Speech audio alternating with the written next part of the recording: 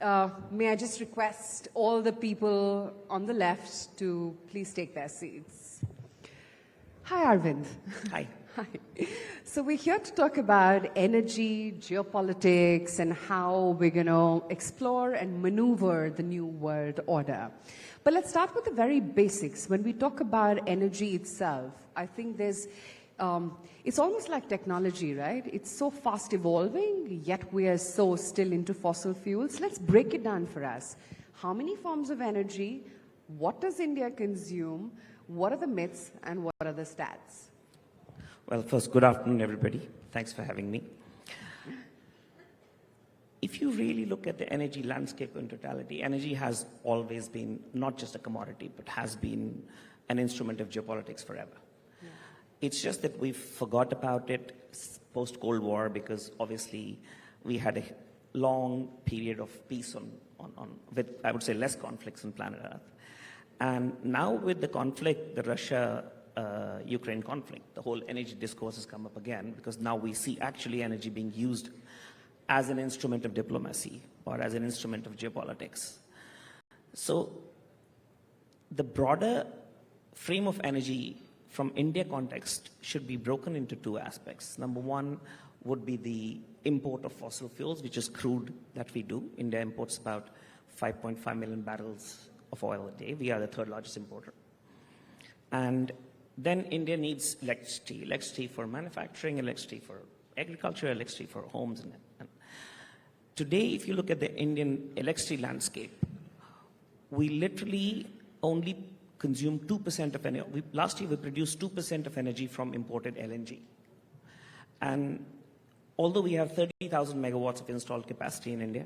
So when you say energy, you're talking about gas. Crude oil. About gas, yeah. Even though we have about 30,000 megawatts of installed capacity in gas, we realistically used only 17% of that, which is 2% of the energy mix in the electricity space. And the reason primarily was obviously gas prices, and we have a price-sensitive customer.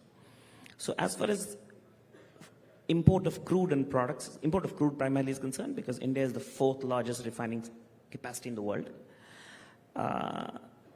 So while India is an importer of crude, India is an exporter of products. And the opportunity for becoming such a large exporter of products primarily to Europe started with the fact that post-Ukraine conflict, Europe, which used to get about 40% of their gas from Russia, those chains all got disrupted. And all of a sudden, they needed to import from LNG from America, which obviously is much more expensive from dry gas than dry gas that was coming out of Russia, which now we see, how it's affecting Europe. It's effectively, we see deindustrialization of Europe happening at a pace which has never happened post-World War II. So, and that created an opportunity for Indian refining capacities to export more to Europe. As far as the linkage of energy between Russia and Europe is concerned, Russia used to export roughly 8 million barrels of oil and products.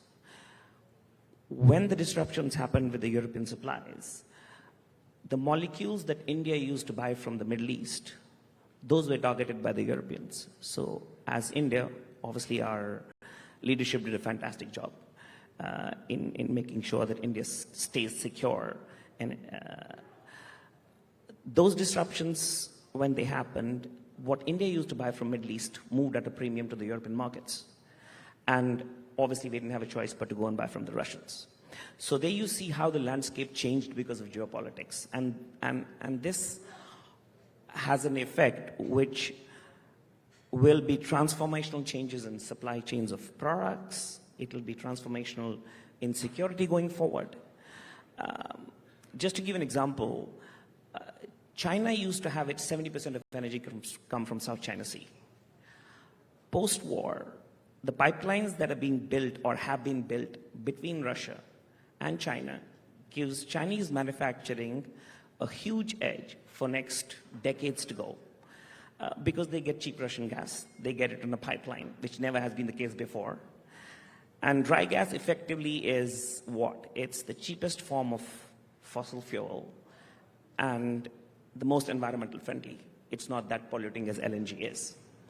So while we know that 30% of manufacturing is controlled by China today, imagine now Chinese having access to energy on land, which obviously removes a lot of threat on the South China Sea because the disruptions can't happen like they would. These changes will stay and they'll have an effect on, on economies, on world, for decades to come.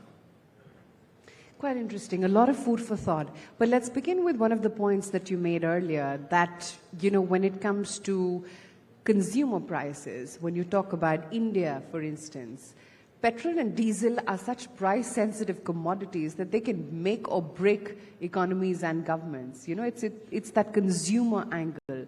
Tell me, how do those dynamics actually play out? So we've seen the dynamics play out on India. Our energy bill, what we import every year, is about $150 billion. And that has a huge effect on our current account deficit. That has a huge effect on our rupee-dollar exchange. So for us, having low energy prices, which means having diversification of energy sources that can come from, whatever works cheapest for us, and that's what our petroleum minister says, I'm floating tenders, who gives me the cheapest energy, I'm going to go and buy from there. But the fact of the matter is that we saw when Biden administration recently left and put 300 vessels that were on high seas on sanctions, we know there were vessels offshore India that couldn't be docked because of sanctions. So these disruptions, Indian economy is going to be exposed to. The key is how do we manage them at a, at a world scale. And what tools do we have to try and maneuver this? Sorry, what was the question? No. And what tools, I said, do we have to maneuver this ever-changing, dynamic, volatile world? As far as crude is concerned, we have to work within the framework that we have out there, which is we can't affect the policies of Europeans vis-a-vis, for example, the sanctions, right?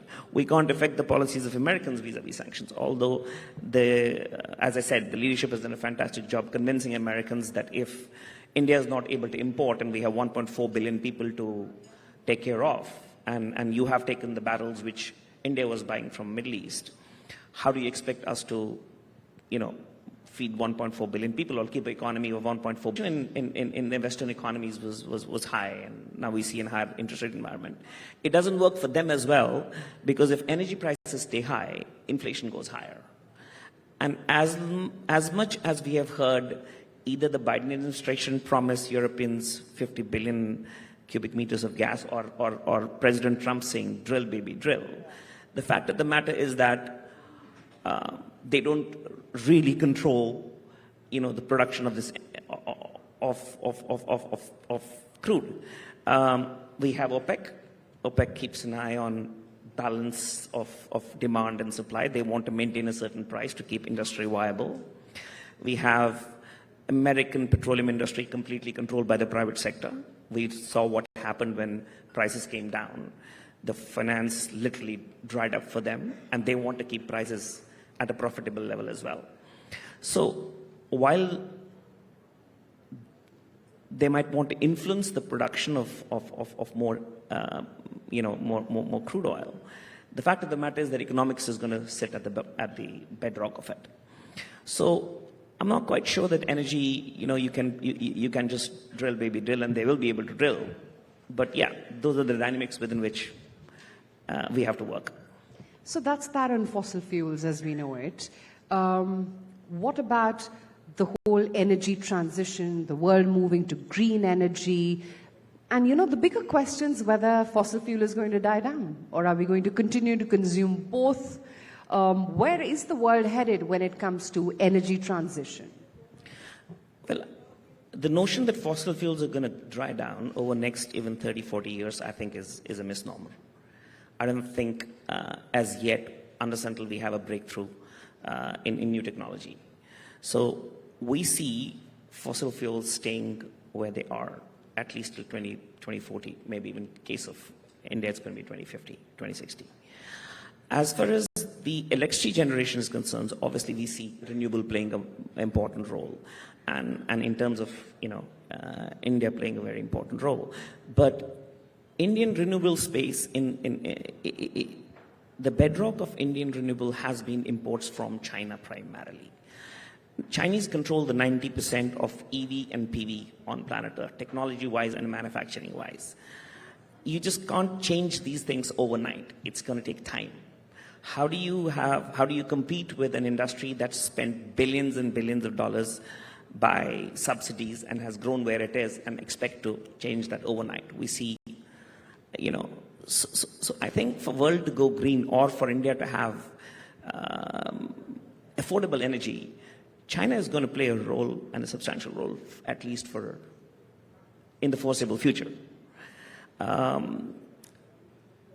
So the transition is going to happen because in India, transition is going to happen because it's going to be demand driven.